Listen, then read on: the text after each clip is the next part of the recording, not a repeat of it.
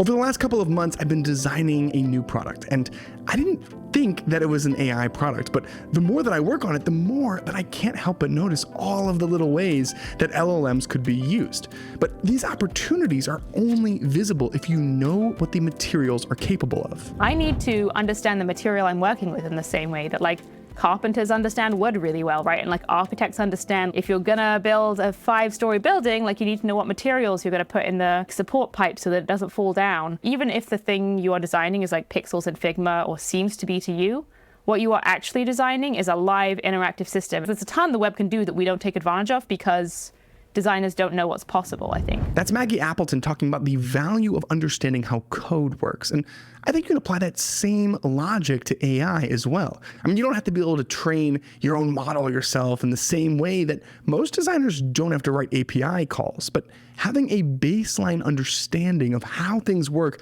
allows you to see what's possible. See, I knew nothing about language models and AI. I was like a normal human, right? I started getting into it, and that was really important for me to then be able to, once I joined a team, understand what was possible, what the limitations are. A big part of our role as designers is asking what if. I mean, we're the ones who are responsible for raising the ceiling of what something can be. It reminds me of how Michael Wandelmeyer talked about the art of the possible. Looking for the art of the possible. So when challenged with a very difficult task, not trying to block it in to say, what is it that we can do given these constraints, but really to ask the question, I wonder, what if we could do this? Is that possible? Let's try it.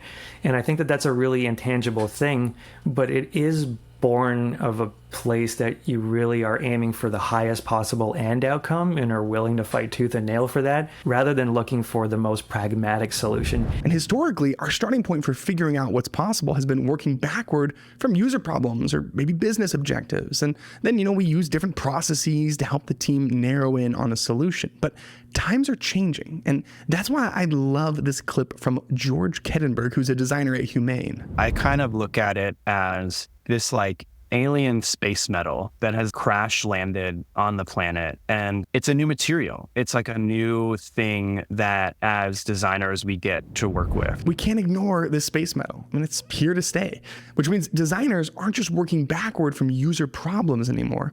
We're also working backward from what this new technology makes possible, because we're entering a world where the products that ignore AI are the most likely to go extinct. Now, this might be a little bit of a red flag because it starts to feel like solutions in search of a problem, but that's why I want to highlight this clip from Joel Lewenstein, who's the head of product design at Anthropic, which is the company behind Claude. I think solutions in search of a problem is such an interesting phrase. I think it's generally felt to be derogatory, pejorative. People say that as a sort of you shouldn't do that. And certainly the sort of capital D design school would say, understand user problems, anchor there, any good design crit starts with, here are the user problems. That's what endures, right? That is the technology changes, but people's problems stay the same. I've come to see solutions in search of a problem as not a dirty word at all. I think as long as you just lean into it, saying there's the germ of something here and we're going to explore it. I think the only thing that really, really matters is that eventually the problem and the solution link up together, so you're solving a real problem for a real person. But I've come to be pretty agnostic as to which end you start from.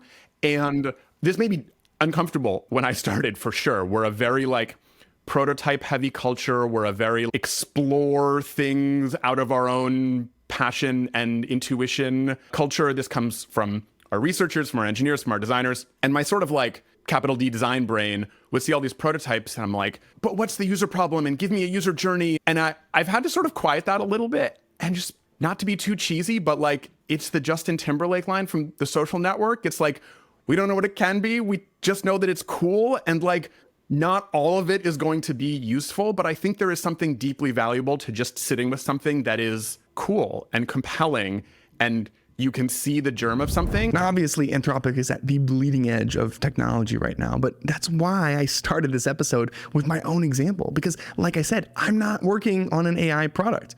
But I would be capping the ceiling of my product if I didn't experiment with Perplexity or Vision APIs. And like Joel says, the only thing that matters is at some point your designs have to solve user problems, but you don't necessarily have to start there. I have a diagram in my head of like, you know, a double diamond design process and sort of like tendrils coming out from the solution end and eventually finding their way to the problem end.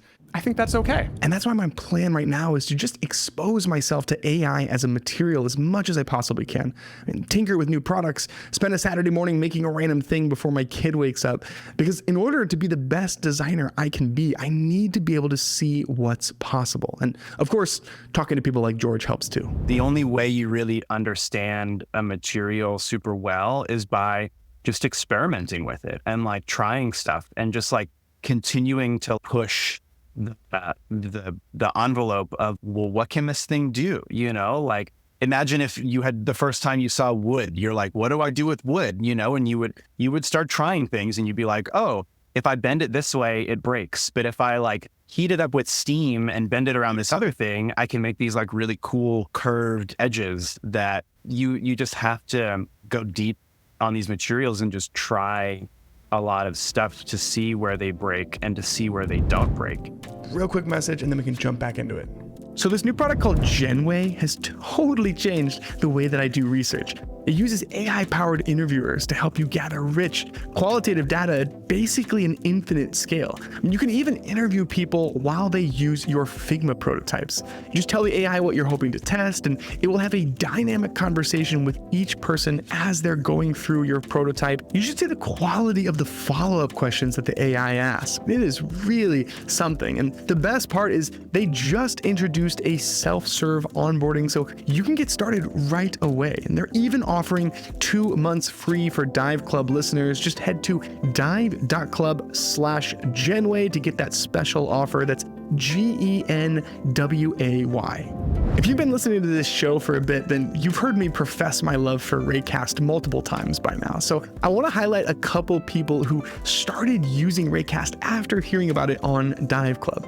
The first is Rex Harris. He says, Raycast is the tool that most shapes how he uses his computer and keeps him in flow. The next is Greg Hunton. He called it a life-changing product and says, every time he pulls a thread on something in Raycast, it wildly deepens the power and experience of using his computer. I couldn't agree more, and I can't recommend Raycast enough. It's totally free to start. Just head to dive.club/Raycast to check it out. That's Raycast. Okay, now on to the episode. Now I want to address 2 doubts. First, you might think this is beyond your capabilities, and I promise it's not. I mean, before hitting record on this, I read a tweet from David Wong who says he built an MVP for a personal CRM between Call of Duty respawns. I mean, it's really, really easy to make something, I mean, anything. And once you get a little bit of momentum, then it becomes addicting.